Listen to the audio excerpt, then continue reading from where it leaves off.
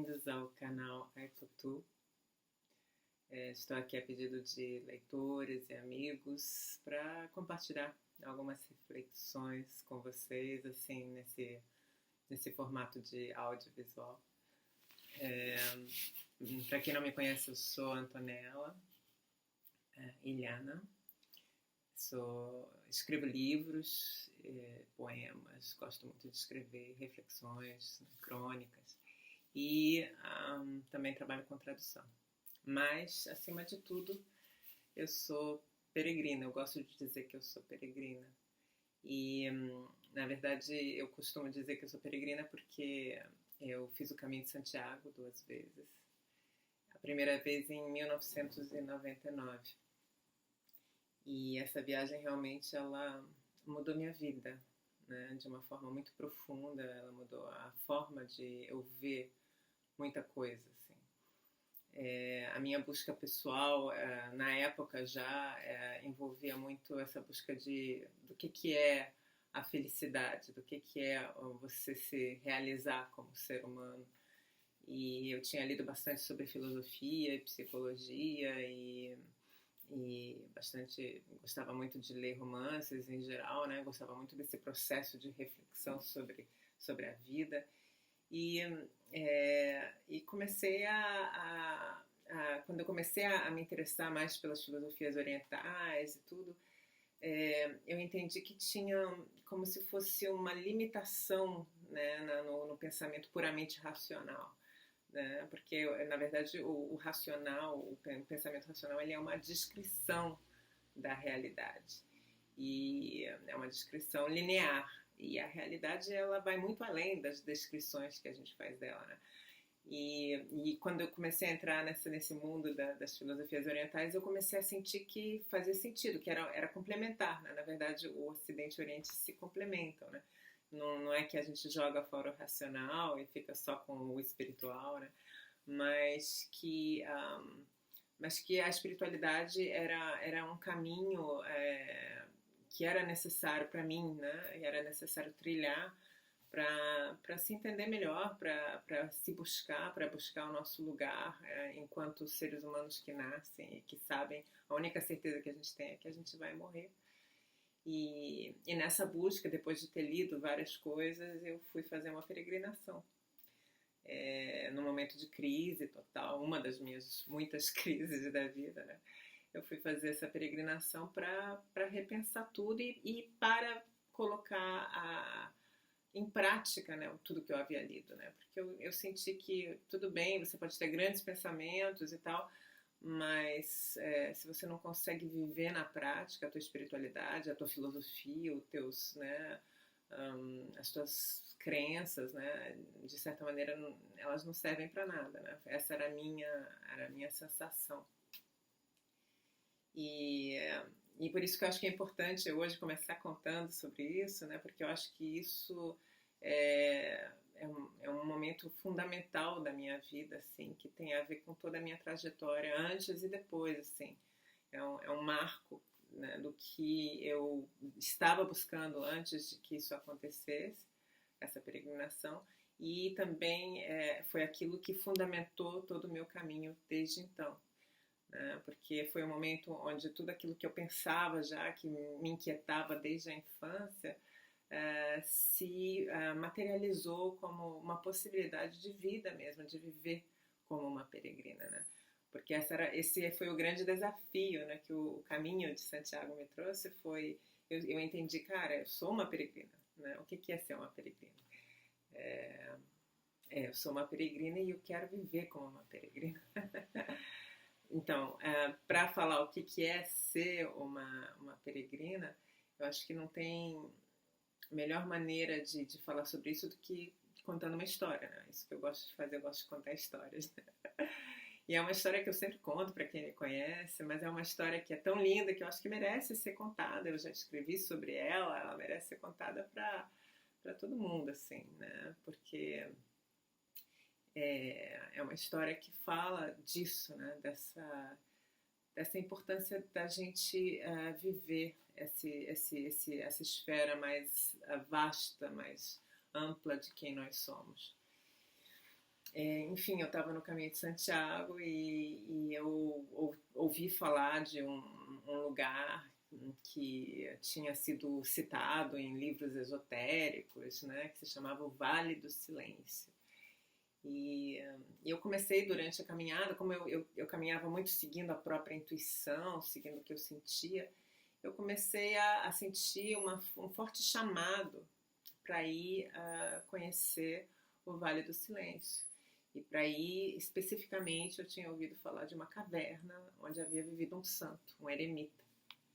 E eu não sei porquê, né? Mas era isso, o caminho, ele realmente trazia isso, ele tornava isso mais transparente, essa questão de que às vezes tem coisas que nos chamam, né? Tem sinais, né? Sinais que são só visíveis para nós, para cada individuais, né? De coisas que se conectam com a nossa emoção e que nos chamam no sentido de que, olha, vem cá, você tem que viver isso, você tem que experimentar isso, porque isso vai te trazer alguma espécie de crescimento, isso vai te trazer algum insight, isso vai te trazer alguma coisa. E essa caverna começou a ser esse chamado, né? E só que eu estava viajando sozinha, a primeira viagem sozinha na minha vida, eu tinha 27 anos, né? Estava começando assim a descobrir mesmo, né, o que era isso, a viajar de mochila, a primeira viagem com uma mochila nas costas, caminhando. E quando eu cheguei ali, né, perto da bifurcação, né, porque na verdade o Vale do Silêncio ele não fica no caminho convencional, tradicional. Você tem que sair um pouco do caminho, né? E na época essa saída do caminho não tinha nenhuma sinalização, não tinha nada. Era um caminho que poucas pessoas faziam, né? A maioria das pessoas só ia do ponto A até o ponto B, já com tudo programadinho. Eu estava vivendo um caminho que era a minha intenção desde o início do caminho era seguir o coração, era de me conhecer, era de realmente conhecer o que a minha intuição me falava para fazer e por quê, né? E como isso se apresentava para mim, né? Como é que era viver seguindo a intuição, né? E aí eu fui, né, eu fiquei hospedada num albergue que tinha um hospitaleiro muito incrível chamado Tomás, um grande hospitaleiro do Caminho de Santiago, que se diz o último templário, ele ainda está vivo. E ele me falou que realmente era incrível, que eu devia fazer esse desvio do caminho, né? Que às vezes a gente precisa sair do caminho para se encontrar, se perder um pouquinho para se encontrar, né? Só que eu tava com medo, assim, eu falei, nossa, eu sozinha, não tem sinalização, meu senso de orientação é nulo, eu não sei nada, né, de me orientar nas montanhas, como é que eu vou fazer isso? E assim, e aí eu fiquei lá uns 2 dias nesse refúgio, né, refletindo sobre isso, até que ele falei, tá bom, eu vou tentar pelo menos saber, né, eu gostaria que você me explicasse como é que a gente chega até lá. E aí ele fez um mapinha e começou a me falar, você vai naquele lado, né? Ele começou a fazer uma seta, você vai para ali, naquele grupo de árvores, aí você vai para a esquerda, e aí você vai ter que atravessar um lugar que não tem trilha nenhuma e tal. E aí eu já comecei a ficar assim, desesperada. Falei assim, nossa, eu vou me perder totalmente nessa viagem, assim, né? E aí, nesse momento, quando ele estava me explicando, chegaram dois rapazes montanhistas, assim, que estavam, né, super saudáveis, super animados. E quando eles viram que ele estava me desenhando o mapa para ir para o Vale do Silêncio, eles falaram, nossa, eu quero. Eles eram espanhóis. Eu quero ir para lá também, é isso que a gente estava pensando, que bom que você está explicando para ela. E eu falei, nossa, então vamos juntos, né? E aí né, no dia seguinte eu fui acompanhada praticamente com 2 escudeiros, eles estavam todos vestidos com as roupas da montanha, né, um chapéu com peninha e tudo. E me acompanharam, né, nessa aventura até o Vale do Silêncio. E já naquela época, assim, aí eu começava a ter vários insights, assim, porque a gente caminhava muito e era fisicamente muito cansativo. Mas eu sentia que, né, essa questão de que nada é por acaso, né, que tá tudo em seu lugar. Eu sentia uma interação muito grande com a natureza, com o que estava ao meu redor, dentro de mim, porque se você ia caminhando e você ia pensando e você ia refletindo sobre a vida e tendo perguntas que de repente aparecia alguém e trazia justamente a resposta para a sua pergunta, era uma coisa muito fluida, né? E, e quando eu cheguei nessa caverna com eles, né? A gente ficou lá um dia e uma noite, né? Porque foi uma grande viagem, então a gente passou a noite lá. E outras pessoas passaram lá, só que não ficaram para dormir, e falaram que aquela caverna tinha sido a caverna de um escritor, que esse santo tinha sido escritor.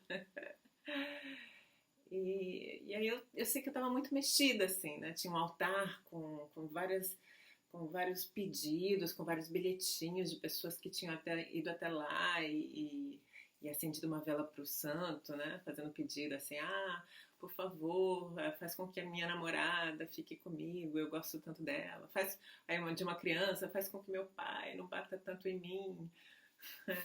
Então, eu estava muito mexida com aquilo, porque eu sentia que era algo muito maior do que eu podia explicar, né? Que eu estava ali, que aquele era um momento muito, muito importante da minha vida, assim. E eu estava sentindo também, né? E não parava, assim, essas sensações, essas intuições. E eu falei com os rapazes, falei, olha, amanhã vocês vão embora, eu vou ficar aqui sozinha.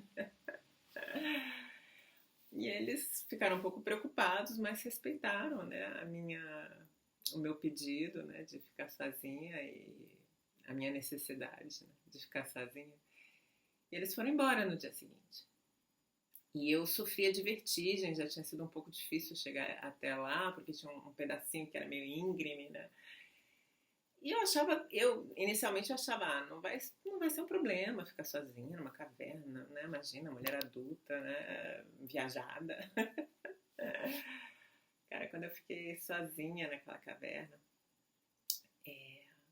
passei um dia e uma noite ali sozinha. Quando eles foram embora, um pouco depois de eles irem embora, a coisa começou a vir, né? Medo. Começou a subir sem parar, medo, e não só medo, como vários pensamentos negativos, né? Várias acusações mesmo, né? Coisas que você escuta dos outros, mas que são tuas, né? Que de certa maneira estão em você. Tipo, Antonella, você é uma cabeça de vento, você tem 27 anos, o que você está fazendo? Como é que você foi se meter nessa encrenca? Como é que você foi parar numa caverna, 2 quilômetros do primeiro vilarejo, se aparecer alguém aqui, um louco, né? Você pode morrer aqui, ninguém vai nem saber que você morreu, ninguém vai nem saber onde você está. E você fez isso a tua vida inteira, você só fez besteira, blá, blá, blá, blá, blá, blá, né? Por que você teve que ter um caminho diferente? Por que você não fez como todo mundo? Não terminou a escola, não foi cursar uma universidade, por que você saiu para viajar? Blá, blá, blá, blá. Então era muita recriminação, muita coisa, muitos pensamentos negativos subindo. E, cara, você vai morrer porque você é burra, não sei o quê, não sei o quê. E foi tanta coisa subindo, né, naquele momento, foi como meio uma catarse, né? E eu sei que chegou um momento assim que eu chorei, meio que eu gritei, que eu tava sozinha, então eu chorei mesmo, eu soltei aquilo, assim, eu falei assim, nossa, não aguento mais tudo isso na minha cabeça, assim. E aí ficou tudo em silêncio no Vale do Silêncio. E eu lembro que foi uma sensação muito estranha, assim, foi como se aquele lugar, como se aquele entorno, aquele ambiente, como se a vida estivesse me olhando e estivesse sentindo triste, né? Se sentindo triste por mim, assim, sabe? Uma coisa muito estranha, assim, como se ela estivesse me olhando e me acolhendo na minha dor, assim. Foi uma sensação muito louca, assim. E um pouco surpreendente também. E com aquela sensação, assim, com aquele silêncio súbito, com aquela sensação de acolhimento, de certa maneira, né? Eu adormeci. E aí eu tive um sonho, né? Eu sonhei que eu estava dentro de já era noite, né? Eu sonhei que eu estava dentro de uma capela e que eu acordava dentro de uma capela com um barulho de alguém na porta, assim, de alguém batendo na porta. E eu acordava com medo, acordava assustada. Eu, nossa, quem será, né?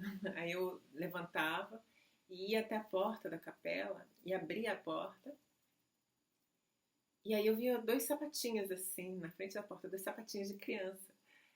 E, e aí eu olhava pra frente e aí tinha um mar assim de crianças, assim, muitas, muitas, muitas crianças. E por trás delas vinha uma luz forte, assim, uma luz branca, ofuscante, assim, muito forte. Tanto que eu não conseguia ver bem os rostos dela, né? Mas eu via que eram todas crianças, assim, lindas e tal.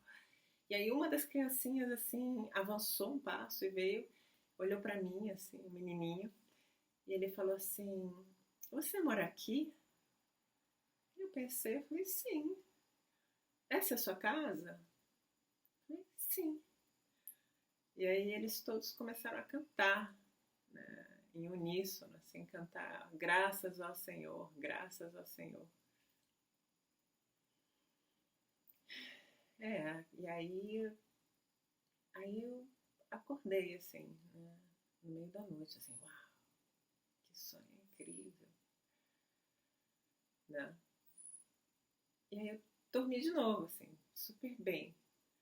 E de manhã, nossa, quando eu acordei, eu falei, gente, o que foi isso, né, esse sonho? E eu notei que eu estava diferente, que alguma coisa tinha acontecido comigo, né? Aí eu levantei, eu olhei para o caminho, assim, eu olhei para aquele caminhozinho íngreme, né? Que no dia anterior eu estava com tanto medo dele. Eu olhei para aquele lugar lindo, maravilhoso. Eu pensei naquelas horas que eu tinha passado, né? Reclamando, sentindo medo. E aí eu me dei conta que eu não estava mais me sentindo daquele jeito, né? Que eu não estava achando que o mundo era um lugar terrível, que alguém ia aparecer e eu não estava sentindo mais aquilo. Eu estava sentindo que não, que eu estava vivendo uma grande aventura, que aquele lugar era um lugar muito mágico e que a vida era era uma grande peregrinação, né? Um caminho sagrado, um caminho de muito profundo de autoconhecimento, de expansão do ser, onde a gente encontra, onde cada encontro, onde cada passo tem um significado dentro desse tecido tão delicado que somos nós. Tão incompreensível e tão fabuloso, né? Tão pequenininho e insignificante e tão grandioso. E aquele foi, assim, eu acho que eu posso dizer que aqueles momentos, né, a viagem para chegar até a caverna, né, aquelas sensações de repente de estar conectada com tudo, né, que eu tinha durante a caminhada e, e aquele momento também na caverna, né, de ver realmente sentir que os meus pensamentos, que a forma como eu via o mundo, de certa maneira mudava o mundo que eu estava vendo, né, aquilo foi um grande marco do caminho e, claro, por conseguinte, um grande marco na minha vida, assim, que me deu forças para seguir no meu caminho, que era o meu caminho e que cada pessoa tem o seu caminho, né? E a gente fica tentando se encaixar e se enquadrar e se comparando com os outros e não tem comparação, porque cada pessoa é única e cada pessoa tem que seguir a sua estrela, o seu sentir e aquilo que ela precisa para desabrochar, né? E é isso, e essa foi a história que eu vivi, né? E, enfim, bem-vindos, né, ao canal iPutu e em breve haverá mais. Por favor, curtam esse vídeo, compartilhem com os amigos, deixem um comentário aí embaixo. A gente vai fazer mais para vocês. Um beijo bem grande.